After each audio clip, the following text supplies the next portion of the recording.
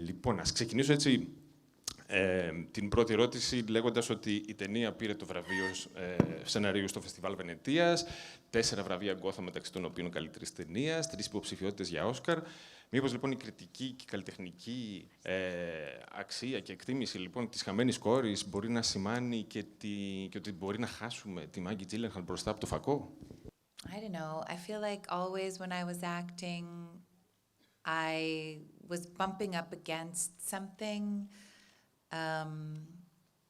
There was more that I wanted to say. I wanted to say things in a way that sometimes the directors I was working with, I think, would find too unusual. And so there's always a kind of like negotiating. And then as a filmmaker, as a writer, and as a director, I'm just totally free. I can just do what I like, and then also offer that to the people working with me, a kind of freedom that I know is very valuable. Η Χαμένη Κόρη, όπως όλοι γνωρίζουν, είναι μάλλον μια διασκευή από το μόνιμο βιβλίο της Έλενα Φεράντε, μια συγγραφέας που είναι πάρα πολύ δημοφιλής και αγαπητή και στην Ελλάδα από την τετραλογία της Νάπολης. Αυτό που ήθελα να ρωτήσω είναι το εξής. Επειδή το Έλενα Φεράντε είναι ψευδόνυμο, είναι μια ενιγματική συγγραφέας, δεν έχει αποκαλύψει την αληθινή της ταυτότητα. Όταν λοιπόν η Μάγκη διάβασε το βιβλίο, τι ήταν αυτό που την ενέπνευσε στις λέξεις της Έλενα Φεράντε και επίσης πώς ήταν η συνεργασία της μαζί της? Well, I've read a lot of Ferrante novels. I started with the Neapolitan novels. I don't know what they're called in Greek. And the thing that really struck me about them was that they articulated a much wider spectrum of the experience of being a woman than I think there's usually room for. In films and often in novels. I think that for so long, most of the films we saw, and in fact most of the novels that found their way to being published were made by men. And of course there are brilliant men who make films and write books who are really curious and interested in the feminine experience and observe it and care about it and interact with it. But how can even those men be expected to know the really darkest, most secret, hidden parts of our feminine experience? I don't think they can be expected to know that, or not fully know it anyway. And so I think when I read Ferrante, and look, she is anonymous. There are some people who say maybe she's a man. It's totally impossible. I mean, I don't know her, but it's not possible, because what I felt when I read her was that she expanded the expression of a feminine experience. She expressed things about being a woman in the world, yes, as a mother, but also as a lover, as a thinker, as an artist, that I had never heard expressed before. And so I think I felt both disturbed by some of these secret, private perversities spoken out loud or written down, and also comforted by seeing in print things that I secretly knew to be true, but in some cases hadn't even admitted to myself were true. Okay, and just to finish, just to say, then I thought, well, okay, this is such an intense experience, reading these things secretly alone in my room by myself. What if I put them up on screen in a communal way so that you might watch a movie like this saying things that we're not supposed to say out loud, hearing them out loud, maybe sitting next to someone who's relevant to the story, your mother, your husband, your lover, your daughter, then the cat is really out of the bag. Σκεφτόμουν πολλές φορές βλέποντας την ταινία ότι σε ένα πολύ μεγάλο χρονικό διάστημα, σχεδόν στη μισή ταινία, σκηνοθετικά έχει επιλέξει το να παρακολουθεί την Ολίβια Κόλμαν να παρακολουθεί, την Λίδα να παρακολουθεί τους υπόλοιπους. Που είναι και ένα πολύ ενδιαφέρον σχόλιο γιατί μοιάζει λίγο με την ειδωνοβλεπτική ποιότητα που έχει το σινεμά. Παράλληλα, χρησιμοποιεί πολλά κοντινά στους ηθοποιούς και πολλές φορές είναι αυτό, τους ακούμε, τους βλέπουμε τι λένε και προσπαθούμε να αποκρυπτογραφήσουμε παράλληλα τι είναι αυτά που δεν λένε μέσα από το βλέμμα και το πρόσωπό τους. Και αυτό ότι προσπαθούμε ως θεατές να αποκρυπτογραφήσουμε αυτά που δεν ακούμε, οπότε είναι πολύ ενδιαφέρον αυτό. Ποια ήταν λοιπόν τα κινηματογραφικά εργαλεία που ήθελε να εξερευνήσει μέσα από την ιστορία και ως σκηνοθετικό ντεμπούτο? I've been thinking a lot about this recently, actually, because I think in some ways with this film, well, as an actress, I always thought if a story is very simple and clear and works and almost follows like a kind of classic form, in fact, it gives you, as an actor who's doing the expressing, way more freedom. If a story doesn't quite work, then you as an actor have the onus on you to tell the story. And in fact, that's the time when a director might come and say, oh, you know, you really need to be scared in this scene, so we understand she's scared, so maybe you're shaking or something, as opposed to like the truth is, well, you could be really scared and be acting like, I'm totally fine. What are you talking about? I'm totally fine. And the same thing will be expressed. But if the story is very, very clear, in fact, it allows much more artistic expression.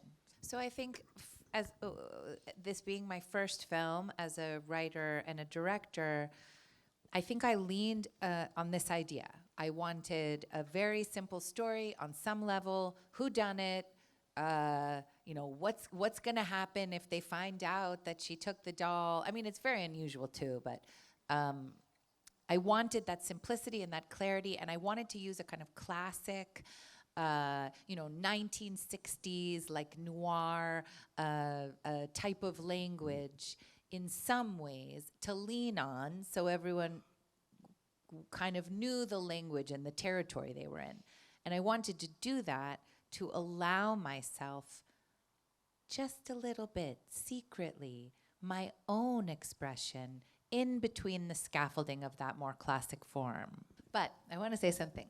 As we were shooting, I worked very much the way I work as an actress, which is, yes, we set up a form, right? And we had a very classic, we did tons of prep. I had shot lists for every scene. And then, even though, I mean, we did follow them somewhat just innately, because my DP and I were very much on the same page about how we were expressing the story we were expressing. I never opened, not one time, this folder with our shot lists in it. And in fact, my sound recordist, who I think is here, maybe, hi. I mean, we had this really interesting dialogue going on. Oh, maybe you want to catch up. So what ended up happening, though, is that my own language and my own self and my own sense of, I mean, I would say, okay, we're going to shoot this on a 40. And I'd look at it and go, this looks like a TV show. No, let's put on a 75. And okay, that's more the language of the film that we're making. And I remember sometimes we would be recording sound and you would say to me, not 100% sure that we got it. And I would say, we're making jazz. and in fact, that became a kind of shorthand, I think, for us, but also for other departments. We were making jazz, and what became most important to me was that something truthful was expressed. If we didn't get all of the dialogue perfectly recorded of the little kids saying whatever they were saying, but we understood really, truly, and honestly their intention, that was fine with me. And I will tell you personally when I see you, but here in front of everybody too, when we actually mixed the movie, my mixer said he'd almost never heard a better recorded film. Τέλεια. Και μιας και μιλάμε λοιπόν για jazz και αυτοσχεδιασμό, ας επιστρέψουμε λίγο εδώ στην Ελλάδα. Πώς ήταν λοιπόν τα γυρίσματα στην Ελλάδα, για ποιο λόγο επιλέχθηκε η χώρα? Είχα διαβάσει κάπου ότι αρχικά, παρότι το μυθιστόρημα εκτελήσεται στην Ιταλία, η πρώτη ιδέα ήταν να τοποθετείται στην Αμερική. Οπότε, ποια ήταν η εμπειρία της, η ελληνική εμπειρία της, κάτω από την αφόρητη ζέστη και τον εκτυφλωτικό ήλιο? Okay, this is a long story, so I'll try and make it short. Yes, so the book is an Italian story. It takes place in a seaside town near Naples. And I knew when I got the rights to the book, and I never spoke to Ferrante because she's anonymous, as we said, but I wrote to her initially. I knew I'm not going to set it in Italy. I don't know anything about the real specifics of culture there. I'm going to set it where I know. And so it was set in the States, in a kind of seaside town on the East Coast. And we started to location scout, and the places that I wanted to shoot gave us no economic subsidies at all, like really no tax incentives. And so really quickly, without even knowing how it happened, and this is my first time as a director, all of a sudden we were shooting in New Jersey. I don't know how well you guys here know what that is, but it was not exactly right for the movie. And it all happened very fast, like sort of too quickly for me. And then COVID happened. And I had but if you remember, when COVID first happened, everybody thought, it's going to be a few weeks. We're going to take a few weeks off, and then we're going to go back. And in those few weeks, I just had, in a way, it was really the first move I made as a director, because I think directors often get pushed around and lose their movies. But I just realized it's not right. I can't shoot in New Jersey. Maybe we won't have the financing as easily. Maybe we won't have the financing at all. But I can't do it in New Jersey. Okay, so then we're like in this soft prep, early pre-production in COVID, all of us on our computers trying to figure out where we're going to shoot. And we try Nova Scotia, in Canada. They don't want us because of COVID, and we're too international. Then we try Rhode Island in the United States, but we can't get visas for any of the international people. Then my producers say to me, could you shoot in the UK? The UK is starting to have film productions up and running again. No American films were going at all at this point. And I said, no, I can't shoot in the UK. I don't know enough about it. I can't have a British protagonist on holiday in the UK and direct that movie in a super, super truthful way. And then, like, out of a dream, seriously, one day I was like, I could shoot in Greece. And then honestly, we couldn't be stopped at that point. As soon as we said Greece, everyone was like, yes. And they just never stopped saying yes to us. Πολλά συγχαρητήρια για την ταινία πραγματικά.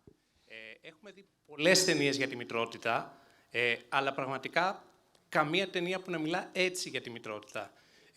Και ήθελα να ρωτήσω γιατί πιστεύετε ότι είναι τόσο ταμπού να λέμε για μια μητέρα ότι κουράστηκε, ότι χρειάζεται ένα διάλειμμα, ότι καμιά φορά την εκνευρίζουν τα παιδιά της. Well, my children are here right now.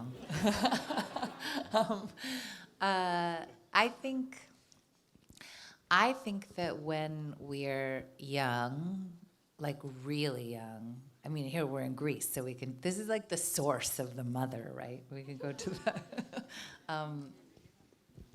I think when we're really young, our survival depends on the fantasy that our mother, our parents, but maybe in particular our mother, since she's literally feeding us from her body, wants nothing more than to take care of us. I just also want to say, the movie is about someone who does something that causes a huge amount of pain to her children and to herself.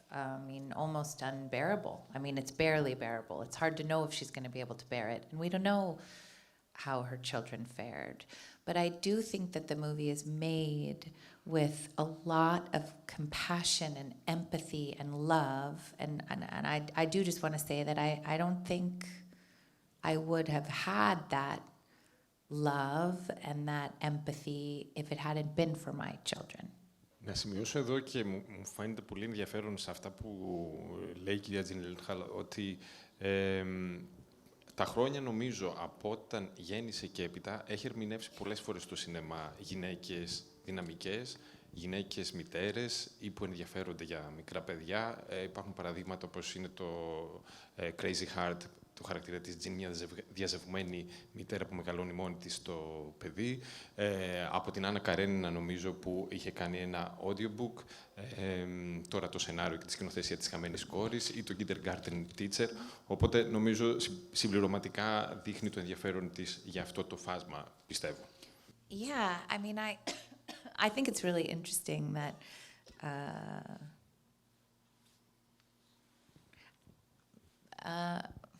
like I've said this before, but I really do believe that women make films differently than men, write books differently, write music differently. I do think we're different. And, you know, my mother is a screenwriter and a producer, and my grandmother was a pediatrician. Like, I don't come from women who were like their apron strings were tied to the kitchen, you know, and yet, given the opportunity to make a film about what interests me most, it's about the domestic. And I guess I'm interested in this idea of the domestic as high art. You know, in some ways it's been somewhat devalued, like a movie about a bunch of guys on a submarine or a war movie about World War II has an instant gravitas culturally. And I guess I feel the same is true for the domestic. It's like really fundamentally interesting to me. I think it's very difficult to become a mother and not have it be really central to every atom of your mind and heart and body. So yeah. Πολλά συγχαρητήρια για την ταινία. Εγώ θα ήθελα να ρωτήσω αρχικά ποιοι ήταν οι σκηνοθέτες που είτε συνεργάστηκε μαζί τους είτε όχι την επηρέασαν και επίσης αν έχει σκεφτεί ποιο θα είναι το επόμενο της project πίσω από τις κάμερες. So the thing I really learned, and I know for sure, and definitely led me through the process of working, was that everyone works better when they are respected and actually loved. And that is one of the major jobs of a director. And I also think people can't really be tricked in the same way that if you're dating someone, you know, you can't really trick them, you're into them or not. You know, say you're really into them, you act like you're not. I mean, everyone knows what's going on. It's the same with a director. You can't pretend like you actually love someone. You have to find the place in you that really does. And I think then everyone does work that's brave, daring, because they feel safe and they feel like someone is observing them and caring about them. Then before I shot, I would say I was influenced by kind of a strange group like Fellini, Knights of Cabiria was really on my mind. Lucretia Martel. I think I've been influenced by Jane Campion since I saw the piano when I was 16. Maybe even like weirdly Quentin Tarantino. But what really influenced me, I think, was that when I was cutting, I had a great editor, and it was one of my favorite collaborations in the whole process. And he was always suggesting films to me Not so much films to imitate, but films I realized afterward that were made by people who were utterly listening to themselves.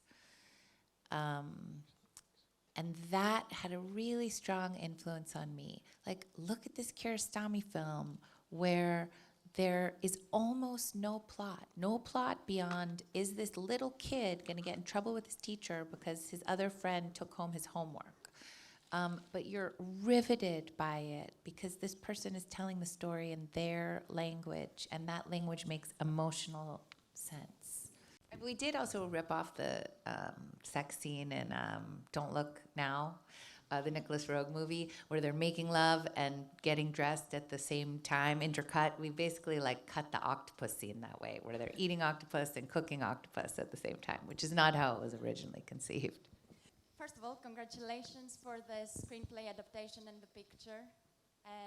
I want to say I find your career inspiring, as I do Olivia Colman's and Jessie Buckley's and Elena Ferrante's as well. And I wanted to say, as Lida would say in an egotistical way, what would you say to female young creatives in the audience today that want to pursue their dreams, either in writing or in directing, and kind of making their first steps in their careers? I would say as much as you can to try to learn how to listen to yourself and what you think is a truthful expression of your experience or the experience you're trying to express. I mean, I got so many fantastic notes from other people. Sometimes not even notes, just the beautiful expressions of the people who were working with me that were totally different than what I had imagined when I was alone in my room. And I took those notes and I included those ideas and those expressions only when I felt that they were really clicked into the gear of what I was trying to do. So, like, truly, there's not one thing in my film that I don't stand behind, that I don't think is really a truthful expression. And people, I just think people will tell you all the time, this doesn't really make sense, and sometimes they'll be right. And if you think they're right, then listen to them. And if you don't think they're right, then don't.